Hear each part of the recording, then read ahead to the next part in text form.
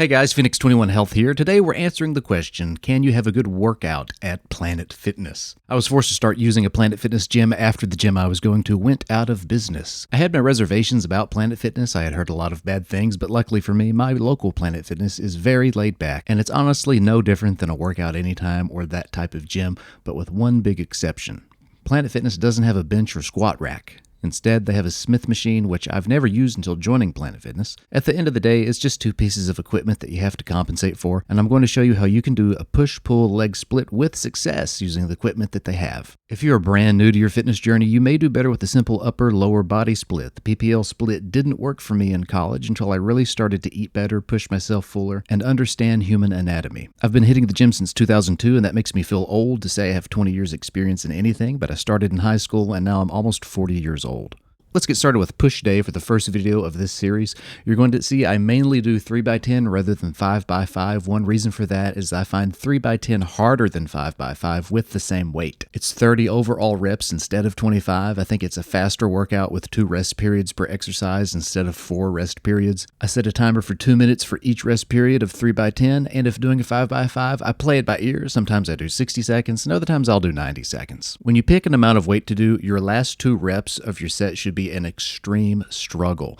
In a perfect world, you fell on your very last rep, and that's the best weight for you for a given exercise. That does make your workout very difficult, but that is the entire point of a workout. It shouldn't be easy, especially on a PPL split when you have 48 hours of recovery time for each muscle. Starting with push, we begin with compound movement exercises. It's an exercise that hits more than one muscle group. The first exercise is the bench press, but at Planet Fitness, it's the Smith machine. I've been doing this 3x10 with 205 pounds in my hands. Remember that on a Smith machine, the bar itself is not 45. It's closer to 25 pounds. This Smith machine feels very unnatural to me. I hate it. At my old gym, I was doing 230 at 3x10. I guess you have to just get over it because that's all they have. The bench press will hit your chest, your front deltoid, and your tricep. Next up, we move to cable tricep pull downs with a pivoting V-bar, 3x10 at around 80 to 85 pounds. The important thing here is your form. Your humerus bone shouldn't be moving for this exercise. If you can't hold form, swallow your ego and lower the weight. After that, we're going to hit triceps again with the seated tricep extension machine. The reason we use this machine too is to hit the very end of range of motion that previous exercise can't do very well or at all. I do 3x10 at 190. When sitting in this machine, it's important that you really brace yourself to be stable. Later in the video, I'll explain why I don't do cable arm overhead extensions or skull crushers or anything similar to that. After that, your triceps should feel absolutely destroyed. We just hit them hard on 3 exercises. Our next exercise is with dumbbells doing side lateral raises, but I add a bit of spice to this one and I do a full range of motion because it's full range in very strict form. Doing it this way, you hit your side shoulder really well, but then you get a little bit of your front shoulder at the top of the range. It's a very small amount, but it makes the exercise extremely difficult. Honestly, it feels miserable. It's exhausting with 3x10 at just 25 pounds. And if anyone with shoulder issues, you probably should avoid this and just do the short range. Moving on, we're going to hit our front shoulders with cables. I've only ever seen Jeff from Athlete X do this exercise. He explains that the front deltoid naturally contracts at this specific angle. I do these 3x10 at around 22 pounds, depending on the mechanical advantage of the machine. You may do them at 40. The thing to remember here is to not move your elbow joint, but don't lock it out either. Put a slight bend in it.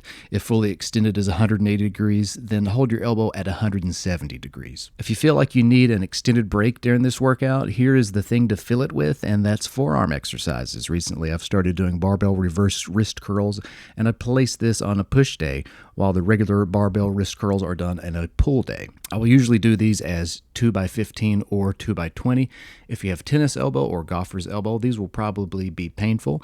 I have torn tendons somewhere near the radial head in my arm, and these hurt much less with a good bend in the elbow and your thumb tucked away. Also, a compression sleeve helps to take the edge off of the pain. The last 2 exercises I do together is kind of a burnout to exhaust myself. I use the shoulder press with a very narrow grip and for 10 sets, and immediately, without resting, go to the tricep push down machine for 10 reps. I go back and forth until I hit failure on both, and that finishes the push day. This setup is not the end-all be-all. Some days of the month I will swap in dumbbell incline press right after a bench press. You may have specific muscle groups you want to target more than others and can make those adjustments accordingly. I want to backtrack here and talk about why I don't do overhead cable pulls. Let's think in terms of geometry for a moment. Imagine the cable is a line segment and the pulley it attaches to is an origin point. Now think about the muscle you're working and what bone it's on. In this case, the tricep and humerus bone. The overhead cable pull and the cable pull down is the same line and origin point relative to the bone and muscle. It's the same exercise, and both do a poor job of tension on the final part of the range of motion. This is the reason I also use the seated tricep pushdown machine. It has tension on the entire range. The same concept also has to be applied to your bicep and shoulder workouts. This is why leaning over while doing a bicep curl feels so different. You have changed the imaginary origin point of the weight relative to how you are lifting, or in this case, just gravity originating from the floor. Let's look at the chart that shows the skull crushers in the top left corner. And then we have that adjusted perspective down at the bottom. There is a tricep exercise where you sit on a bench and you raise a dumbbell over your head. I've adjusted the perspective of those down on the bottom. And look, it's the exact same angle. At least with the skull crushers, you have a perfect parallel line. So that's a good primary exercise to have in place of the tricep pull downs. But then look at the 90 degrees that you get on the machine itself. That is a perfect perpendicular angled line on the right picture. For comparison on the bicep curls, standing regular bicep curls create perfectly parallel lines. Look at how the humerus bone is straight down, following the origin of gravity on the weight as a straight down line. Then compare that to the preacher seat.